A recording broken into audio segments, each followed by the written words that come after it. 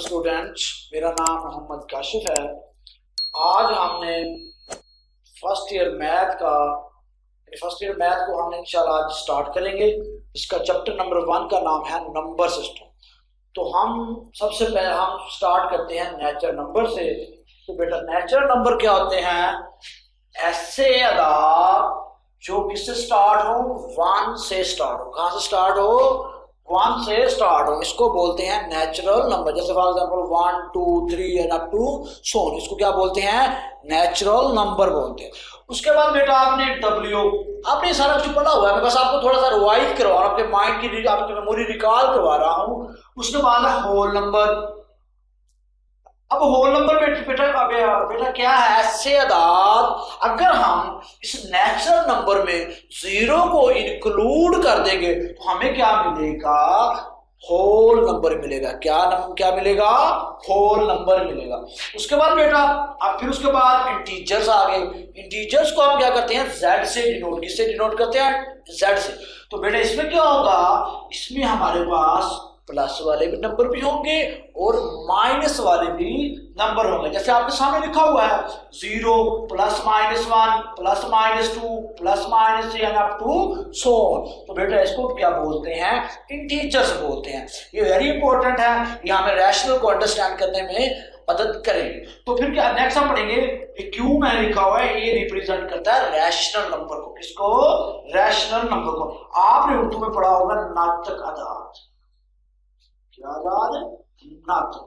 तो उसको हम क्या कहते हैं बेटा? रैशनल कहते हैं, क्यू से रिप्रेजेंट करते हैं। अब बेटा रैशनल अदाद कौन से होते हैं? ये ऐसे अदाद होते हैं जिनको हम P ओवर Q की शक्ल में लिख सकें। किसमें? P ओवर Q की शक्ल में लिख सकें। और बेटा फिर ये P और Q पे खास कंडीशन है, ये आपने अच्छी तरह अंडरस्टैंड करना है। जो हमने P और Q लेना है वो बेटा आपने याद रखना है, वो हमने इंटीजर से लेना है। किससे लेना है?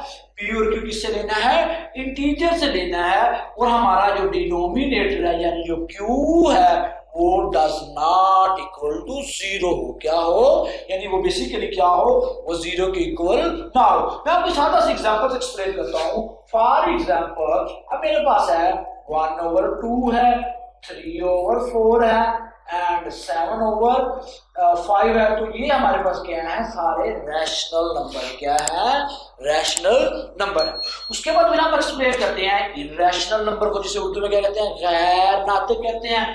तो ऐसे अदाद जिनको हम P ओवर Q की शक्ल में नहीं लिख सकते, इसको बोलते हैं इरैशनल नंबर। इसके मैं आपको एग्जांपल दे सकता हूं। फॉर एग्जांपल अब हमारे पास स्क्वायर रूट 2 है, स्क्वायर रूट 3 है एंड अप टू सो। तो ये हमारे पास क्या है? इरैशनल नंबर है। अब आप सोच रहे होंगे कि ये तो हम इसको तो लिख सकते हैं P और Q शक्ल में, यानी P और Q जैसे फॉर एग्जांपल स्क्वायर रूट 2 और हम Q को 1 ले सकते हैं। लेकिन बेटा मैंने अभी कहा है कि जो हमने P और Q चूज करने हैं वो हमने Z से लेने हैं। तो आप देख रहे होंगे जो हमारे पास स्क्वायर रूट है वो टीचर से बिलोंग नहीं करता। इसी वजह से ये क्या है? इरैशनल नंबर है। हम नेक्स्ट इसके थोड़ा सा और पढ़ेंगे कि इसको इरैशनल क्यों कहते हैं। उसके बाद अब रैशनल की 2 टाइप्स हैं। एक को कहते हैं टर्मिनेटिंग डेसिमल और एक को कहते हैं रैकरिंग डेसिमल।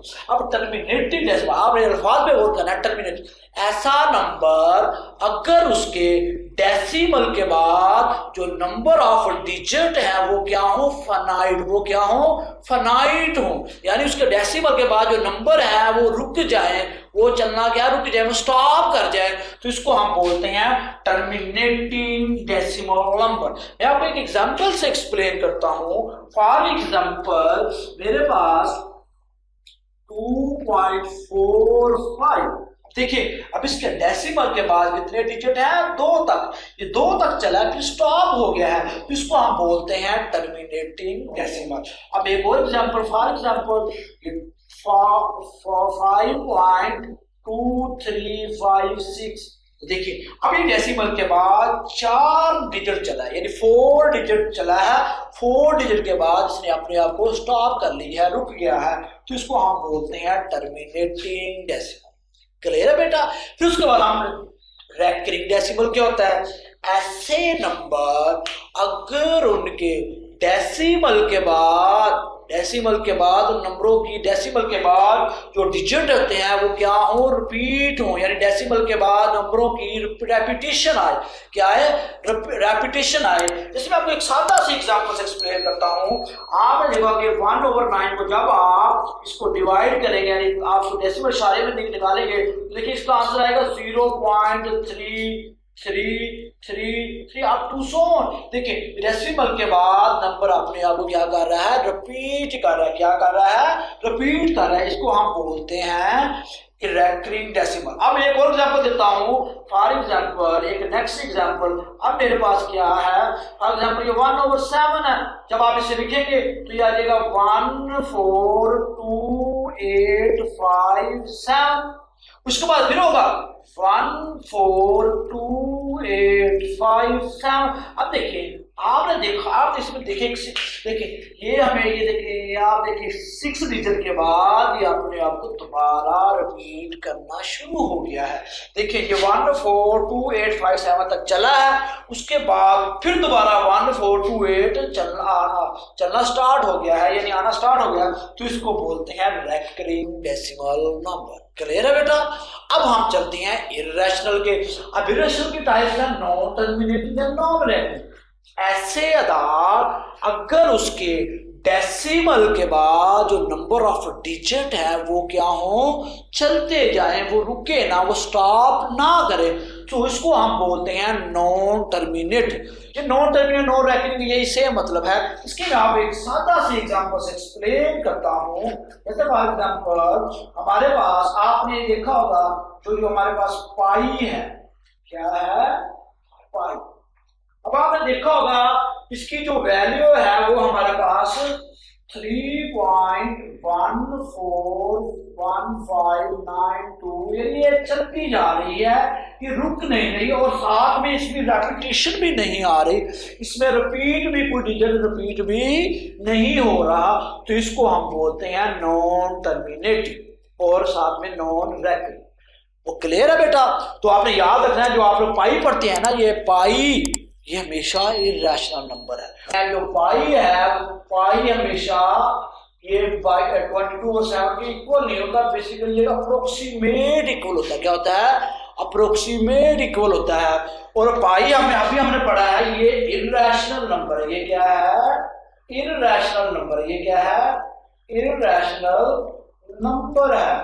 और जब आप बेटा अपने पास आपने नोट करिए, जब हम 22 और 7 को ना डेसिमल में कन्वर्ट करेंगे तो हमारे पास जो इसका आंसर आएगा वो 3.1428557। तो फिर 1428557। ये देखिए इसके डेसिमल के बाद ये अपने आप को क्या कर रहा है? रिपीट कर रहा है। मैंने अभी आपको एक्सप्लेन भी किया था पीछे। तो देखिए इसकी डेसिमल के बाद इसकी रेपिटेशन हो रही है, और पाई की देखिए अभी इसकी रेपिटेशन नहीं हो रही, तो इसको बोलते हैं। तो आपने याद रखना है कि पाई हमेशा इर्रेशनल नंबर है और 22/7 हमेशा रैशनल नंबर है। ये आपने अच्छी तरह अंडरस्टैंड करना है, ये अक्सर एमसीक्यूज में पूछा जा सकता है। तो बेटा अब इसका नोट थोड़ा सा हम अंडरस्टैंड करते हैं। नोट क्या है? अब नोट ये दिखा कि हमारे पास जो हार टर्मिनेटिंग और रैकरिंग डेसिमल नंबर होगा, हम हमेशा उसको रैशनल में कन्वर्ट कर सकते हैं। हमेशा क्या करेंगे? उसको रैशनल में कन्वर्ट करेंगे। अब मैंने आपको एग्जांपल दी थी। अब देखें हमारे पास ये 1/3 है, तो आपने देखा जब इसको डिवाइड किया तो इसका आंसर आता 0.333। ठीक है ना? तो देखिए ये हमारे पास रैशनल था, हमने इसको कन्वर्ट किया रैकरिंग में। तो हर जो रैकरिंग है वो रैशनल होता है, एंड हर टर्मिनेटिंग वो भी रैशनल होता है। उसके बाद सेकंड पॉइंट है कि जो हमारे पास नॉन टर्मिनेटिंग होगा या नॉन रैकरिंग होगा वो हमेशा इर्रेशनल नंबर होगा। जैसे मैंने आपको एग्जांपल दी थी, पाई की भी एग्जांपल दी थी। क्लियर? अंडरस्टैंड? इसकी मैंने आपको 2 एग्जांपल दिए। 0.25 है तो इसको मैं कन्वर्ट कर सकता हूँ 25/100। तो देखें इसके, अब देखिए आप नोट कर रहे होंगे तो इसके डेसिमल के बाद जो डिजिट रुके हुए हैं ये है टर्मिनेटिंग है। हमने इसको कन्वर्ट किया किसमें? रैशनल में, देखिए ये हमारे पास रैशनल था, हमने इसको कन्वर्ट किया रैकरिंग में, तो हर जो टर्मिनेटिंग है वो रैशनल होता है, हर रैशनल हमेशा रैकरिंग भी होता है। अंडरस्टैंड? और ये देखिए 2.3 इसका ऊपर मैंने बायर गई, इसका मतलब ये 3 आप रिपीट हो रहा है, रेपिटिशन हो रही है। क्लियर है? तो ये हमने आज सीखा है कि रैशनल और इरैशनल की टाइप्स। अब देखिए पहले हमने सीखा था रैशनल क्या था, रैशनल की बेसिकली 2 टाइप्स है, टर्मिनेटिंग, नॉन टर्मिनेटिंग, ये मैंने आपको एग्जांपल से एक्सप्लेन किया।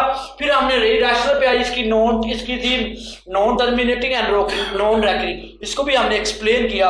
उसके बाद हमने थोड़ा सा नोट भी पढ़ा तो और एग्जांपल भी किए। ओके बेटा, अंडरस्टैंड? तो आज हम अपना लेक्चर यहाँ पे एंड करते हैं, इंशाल्लाह कल हम इससे इससे नेक्स्ट स्टार्ट करेंगे।